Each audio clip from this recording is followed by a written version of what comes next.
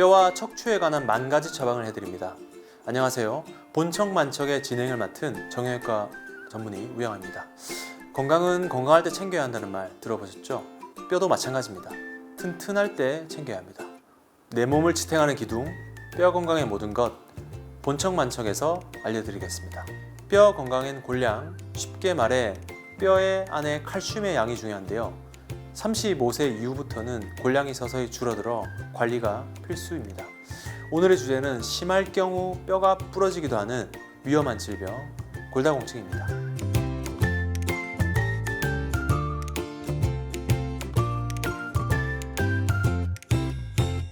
안녕하세요. 우영아 소장입니다. 오늘은 골다공증 완전 정복이라는 주제로 뼈가 부실할 때 생기는 증상에 대해서 한번 알아보고, 이 골다공증이 생길 때 어떤 방식으로 예방하면 되는지, 그리고 뼈에 좋은 음식까지 한번 알아보는 시간을 갖도록 하겠습니다. 골다공증, 이제 보통 흔히 말해서 허리가 아프거나 등이 아프면 이제 골다공증이 생겨날 수 있는데, 이 골다공증이 생길 수 있는 그런 증상 보통 3가지 정도를 의심해 볼 수 있고요. 첫째 보면 손잡이 돌리기가 힘겨워지고, 손톱이 잘 부서지고, 잇몸이 약해진다, 이런 증상을 볼 수 있습니다. 이 내용은 그 기사에 실렸는데, 손잡이 돌리기 힘드네, 뼈가 부실하다는 신호 3가지라는 권순일 기자가 쓴 기사였고요. 내용 하나씩 보시면은 그 문고리를 돌릴 때 이 힘 자체가 떨어지면서 통증 양상도 있으면서 평소와 다르게 악력이 좀 감소하는 증상이 생길 경우 골다공증을 의심해 볼 수 있다고 봅니다. 그래서 악력과 골밀도 사이 연관성, 이런 연구는 예전에 정형외과에서 많이 시행해졌는데, 특히나 이제 근육 자체가 약해진다든지 몸의 밸런스가 무너졌을 때 특히 손잡이를 당기기 어려울 수 있는 증상이 생겨나면서 골다공증 자체가 발생할 수 있다라고 이제 보고 있습니다.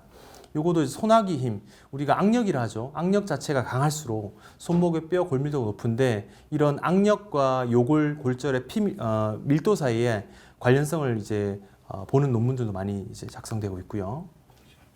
그리고 두 번째로 손톱이 잘 부서지는 증상. 그러니까 우리가 애기들이 손톱을 물어뜯는 거 말고 평소와 다르게 좀 푸석푸석해진다든지 손톱 자체가 잘 갈라지는 증상이 생길 경우 골다공증을 좀 의심해 볼 수 있습니다. 그래서 예전보다 잘 깨진다, 뭐 작은 그 병따개를 딴다든지 할 때 이제 손톱 자체가 부러진다든지 하는 것 자체가 뼈가 약해졌다는 의미로 볼 수 있고, 이는 손톱에 있는 콜라겐 수치가 떨어져서 사람의 콜라겐 수치도 부족해지는 것을 이제 의심해 볼 수 있는 거죠. 손톱이 쉽게 부러진다는 것 자체가 뼈를 형성하는 칼슘 자체가 많이 부족하다는 걸 의미로 해석될 수 있습니다. 그래서 뭐 근력이랑 뼈 건강 원한다면은 콜라겐도 드시는 게 좋다. 뭐 보통 이제 콜라겐 하게 되면 피부의 탄력도를 얘기할 수 있긴 한데, 이런 뼈 건강에도 이 저분자 콜라겐은 도움이 될 수 있으니까 참고해 주시면 좋을 것 같습니다. 그리고 마지막으로 잇몸이 약해진다. 보통 이제 치주질환이 생긴다, 잇몸에 피가 나는 환자분들 같은 경우 이가 흔들거리는 분들 있죠. 그래서 그 치통 말고 뼈 자체가 그 치아가 흔들릴 경우는 이제 골다공증을 의심해 볼 수 있는데, 특히나 골다공증 약 중에도 이 턱관절 괴사가 생긴 경우도 있고, 상당히 골다공증은 턱관절과 관련이 많이 있는데, 이 턱뼈 자체를 이제 약해지게 되면 잇몸이 단단히 지지해 줄 수가 없고, 그래서 치아가 빠질 수도 있고, 잇몸이 약해진 증상이 있다면 이제 뼈에 이상이 생겼다는 신호로 받아들일 수 있다 볼 수 있습니다. 3가지 이제 있죠. 손잡이를 돌리기 힘겨워졌다, 그러니까 문고리를 잡기 힘들고 손톱이 부서지고 잇몸이 약해지면은 골다공증 한번 생각해 볼 수 있을 것 같습니다. 조금 이제 교과서 쪽으로 들어가 보겠습니다. 골다공증 정의 한번 보겠습니다. 정의. 골다공증 자체가 골밀도가 감소해서 뼈를 약화시켜서 골절 가능성, 그러니까 뼈가 손목이라든지 허리라든지 골반 자체가 부러질 가능성이 높은 그런 상태를 말하는 거죠. 그래서 타입 보시게 되면 조금 어렵는데, 제가 쉽게 설명드리면은 원발성. 이 골다공증이 대부분 이제 2차 여성 같은 경우 이제 그 폐경 이후, 그러니까 호르몬 자체가 이제 생성이 안 되면서 폐경 후에 발생하는 골절 자체가 가장 많이 생기는 원발성 골다공증이고, 남성분들 같은 경우는 80% 정도, 대부분 여성이 95% 이상이 원발성 골다공증이고, 이런 에스트로겐 결핍 자체가 뼈를 빠르게 손실시킬 수 있고, 남성분들 같은 경우는 남성 호르몬 자체가 낮아진 경우 생길 가능성도 좀 있긴 합니다. 그리고 이게 아까 성호르몬 자체의 역할이 보면은 뭐 자궁 내막도 두껍게 하고 뭐 골밀도 높게 할 수 있긴 한데, 어쨌건 뼈에 대한 역할을 많이 하고 있어서 이게 부족할 경우는 골다공증이 생길 수 있고, 2차성 골다공증이라는 거는 여성 같은 경우는 거의 없는데, 남성 같은 경우는 한 20%, 뭐 어떤 질환, 요즘 신장, 만성 신장 질환이라든지 뭐 내분비 질환, 그리고 다발성 골수정 같은 이 무서운 병이죠. 혈액학적 이제 병이 있게 되면은 2차성 골다공증이 생길 수 있고, 특히나 이런 약물 자체, 스테로이드라든지 일부 화학 물질 자체를 많이 드실 경우는 2차성 골다공증이 생길 수 있습니다. 남성분들이 많이 생기거든요. 더불어 알코올, 술, 담배 많이 하신 분들도 2차성 골다공증이 생길 수 있습니다. 그래서 남성 같은 경우 대부분 2차성, 그러니까 여성 같은 경우는 폐경 이후 골다공증이라 보실 수 있습니다. 2차성 골다공증 원인 자체 보시면 당뇨, 아까 말한 부갑상선인 항진증, 갑상정 중독증, 비타민 결핍과 호르몬 과다, 약물을 많이 드실 경우 이제 2차성 골다공증이 생길 수 있습니다. 그리고 이런 거 아까 제가 무서운 병이라 했죠. 다발성 골수종이라고 혈액암 계통인데 이런 경우가 이제 뼈 자체가 약해지는 그런 병이 생길 수 있는 거죠. 다발성으로 많이 생겨서 골다공증, 척추골절, 다발성으로 압박골절 많이 생기는 병이긴 합니다. 특발성은 뭐 원인 자체가 불분명하고 뭐 갓난아기라든지 뭐 청소년에도 발생할 수 있는 그런 골절을 골다공증, 특발성 골다공증이랍니다. 증상 아까 제가 3가지 말씀드렸었는데 이 증상은 처음에 대부분 골다공증은 무증상입니다. 아픈 증상 이런 것이 발생하지 않고 뼈가 부러질 경우, 그러니까 뭐 골다공증 압박골절이 생긴다든지 고관절, 손목골이 생기면 통증이 발생하는데 그 전에는 대부분 증상이 없는 상태로 볼 수 있고요. 압박골절, 방금 말씀드린 대로 척추 자체가 내려앉는 거죠. 내려앉게 되면은 가장 흔한 유형의 골절인데 척추뼈 압박골절은 이제 배부통, 등도 아프고 배 쪽까지 통증이 생길 수 있고 옆구리도 통증이 생길 수 있는 그런 양상으로 발생하게 됩니다. 그래서 척추골절, 우리가 보통 척추 골다공증 압박골절은 뭐 기침하다가도 골절이 발생할 수 있는데 이런 경우 초기 증상은 일어설 때 좀 아프고 어느 날 갑자기 허리가 통증이 생기고 앞가슴 쪽으로 통증이 생기면서 기침할 때 통증이 생기고 음식물 삼킬 때도 통증이 생긴다. 이렇게 되면은 척추 압박골절의 초기 증상이라고 보실 수 있겠습니다. 취약골절 같은 경우는 뼈가 약하기 때문에 이제 허벅다리, 아랫팔 같은 경우 손목이죠. 그런 데도 골절이 생길 수 있고 척추 압박골절이 생길 수 있어. 이 세 부위가 가장 많이 생기는데 특히나 고관절이 부러지게 되면은 이제 향후 잔존한 수명 자체가 줄어들기 때문에 주의하셔야 될 것 같습니다. 보시면은 척추 그리고 허벅지, 손목뼈 자체가 골절이 많이 생기고 이런 경우는 생명과도 관련이 있으니까 조심하셔야 될 것 같습니다. 진단 보시면은 아까는 그 손잡이 증상으로 이제 의심해봤는데 제일 정확한 골밀도 검사입니다. 골밀도 덱사 스캔이라고 하는데 이 검사를 통해서 척추하고 골반 자체의 골밀도를 측정하는 거고 이 통증 양상이 별로 없고 엑스레이 촬영하고 비슷하게 한 10분 내외로 검사할 수 있어서 손쉽게 진행할 수 있고요. 이런 것이 이제 골밀도 검사입니다. 수치로 보면은 T스코어를 봐야 되는데 여기 T스코어 여기 보면 평균 값으로 해서 마이너스 1.6 제일 낮은 값 말고 평균 값으로 보는 건데 이런 것이 골다공증 수치를 보는 거고 골반 같은 경우도 이제 마이너스 0.8, 2.9인데 이런 수치를 보면서 빨간색 라인 마이너스 2.5보다 밑에 있는지를 체크함으로써 골다공증 진단할 수 있는 거죠.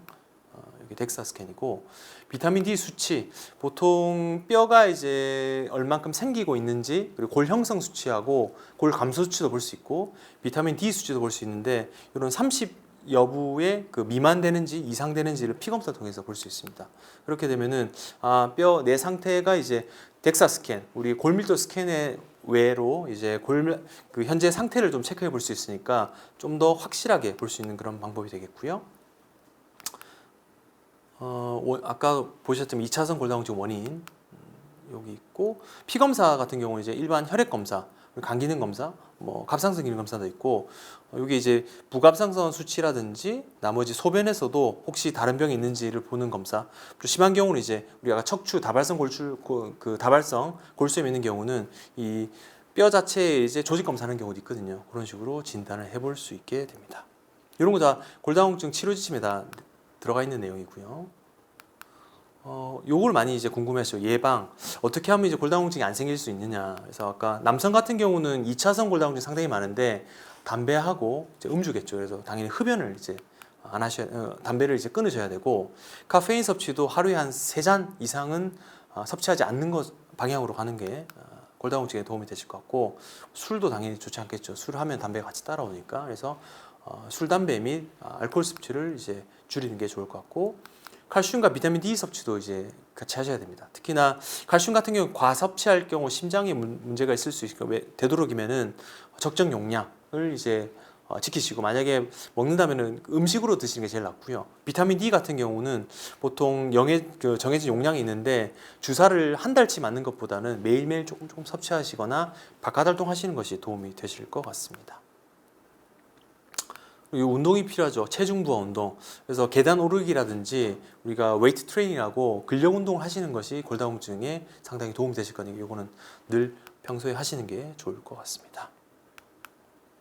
골다공증에 대한 그 증상과 이런 치료에 대한 예방법까지 간단히 알아봤고요. 뭐 많이 궁금하신 거지 이제 혹시 관절에 문제가 있으면 골다공증 이상이 있는가 그런 것에 대한 내용도 같이 한번 준비해봤습니다. 보시면 그 무릎 관절염과 골밀도 수치에 대한 데이터를 가져온 겁니다. 이게 이제 본 미러럴 덴시티가 이제 골밀도고요. 무릎에 있는 관절염과의 차이. 그러니까 무릎의 관절염이 심한 경우 그리고 심하지 않는 경우 골다공증과 어떤 관련이 있냐 해석 보시면 이제 관절염이 심한 환자일수록 골밀도가 더 낮게 나온다. 뭐 이런 거는 여러 가지 그 데이터가 있긴 하지만 운동 자체가 부족한 부분도 있고 관절염이 심하면 통증도 있을 수 있으나 골밀도 자체도 약해지는 그런 경향이 생기는 거죠. 그래서 골밀도 자체가 관절염이 약한 환자에게 높다. 무슨 말이냐면은 골밀도가 이제 그 골다공증이 없는 케이스 같은 경우는 무릎의 관절염이 심하지 않은 케이스가 골다공증이 좋고 무릎 퇴행성이 너무 심한 케이스 같은 경우는 뼈 자체도 약해질 수 있기 때문에 이 관절염에 대한 치료도 같이 동반하는 것이 좋다는 내용입니다. 그래서 요 비만도에 대한 내용도 있거든요. 그래서 체중이 증가하게 되면 무릎의 퇴행이 증가한다. 요약하자면 체중이 증가하면 무릎의 퇴행이 증가하고 퇴행이 증가하게 되면 또 골다공증이 나빠지게 되죠. 그래서 살을 좀 조절하고 무릎의 관절염을 예방한다면은 골밀도를 충분히 올릴 수 있으니까 그런 내용도 참고하시면 도움이 되실 것 같습니다. 치료 계획 한번 볼게요. 그래서 과연 관절염과 골다공증 한 번에 해결할 수 있는 방법은 무엇이냐 보시면은 이 퇴행성 관절 예방 운동이 이제 하지직거상, 그러니까 대퇴 여기 허벅다리 앞쪽 근육을 좀 키워주는 운동, 그리고 쿠션을 끼우고 뒤꿈치로 운동을 하게 되면은 이 근력 자체가 생기는 거죠. 퇴행성 관절 예방 운동은 이제 대퇴사두근, 이 무릎에 있는 그 위쪽에 있는 근육 자체를 키워주는 거고 쿠션을 끼우면서 하체의 근육을 키우게 되면은 무릎 관절 자체도 예방이 되는 거죠. 그리고 이런 식으로 주기적으로 햇볕을 쬐면서 부부가 이렇게 운동하는 모습인데 비타민 D도 생성되고 더불어 관절염도 예방할 수 있는 그런 운동이고요. 그래서 음식 같은 경우는 비타민 D, 보통 요구르트, 우유, 해조류, 그리고 칼슘 같은 경우는 뭐 치즈와 두부, 근력 강화 운동인데 특히나 체중 부하 운동, 아까 계단 오르기 운동 자체는 일주일에 3번 이상, 30분 이상 시행해 주는 게 좋을 것 같고 근력 운동, 아까 대퇴사두근 훈련뿐만 아니고 헬스장에서 할 수 있는 가벼운 운동 있죠. 그런 근력 운동도 일주일에 2회 이상 시행해야 그 뼈가 튼튼해진다. 특히 조깅, 계단 오르기, 산책 이런 것들도 주기적으로 하시는 것이 좋을 것 같고 골밀도가 5% 이상 증가했네요. 그래서 참고하시면 될 것 같습니다. 치료 한번 정리해 드리겠습니다. 골다공증 결국은 관절염과 골다공증 반비례입니다. 뼈가 이제 그 튼튼하려면 관절염도 이제 없어야 되는데 이런 경우는 이제 특히나 미리미리 예방할수록 오히려 골밀도가 튼튼해지니까 무릎 관절염도 예방하고 뼈도 튼튼하게 챙기는 것이 필요할 것 같고 보시면 심한 무릎 관절염이 있는 환자에게는 골다공증이 생길 수밖에 없죠. 그래서 골다공증 검사를 내가 무릎이 워낙 안 좋다 그러면 골다공증도 당연히 검사를 해보셔야 될 것 같고요. 그래서 만약에 인공관절 치환술을 할 정도로 무릎이 되게 심하게 안 좋다. 딱 붙어 있는 경우죠. 그런 경우는 재활 시 골다공증 가능성을 고려해서 재활 치료도 같이 하시는 게 좋을 것 같고 특히나 체중 부하 운동 이런 것들이 아까 뼈에 이제 튼튼하겠죠. 무릎 관절염도 통증으로 어려울 수 있으니까 적절한 재활 치료. 무릎 딛는 것이 힘들면 그에 체중 부하하지 않으면서 근육을 키우는 운동을 하시면은 뼈에도 도움이 되실 것 같습니다. 이런 식으로 치료 방향을 결정하시면 될 것 같고요. 요 내용이 좀 어려웠죠. 이제 좀 손쉽게 그럼 뭐 먹으면 되느냐?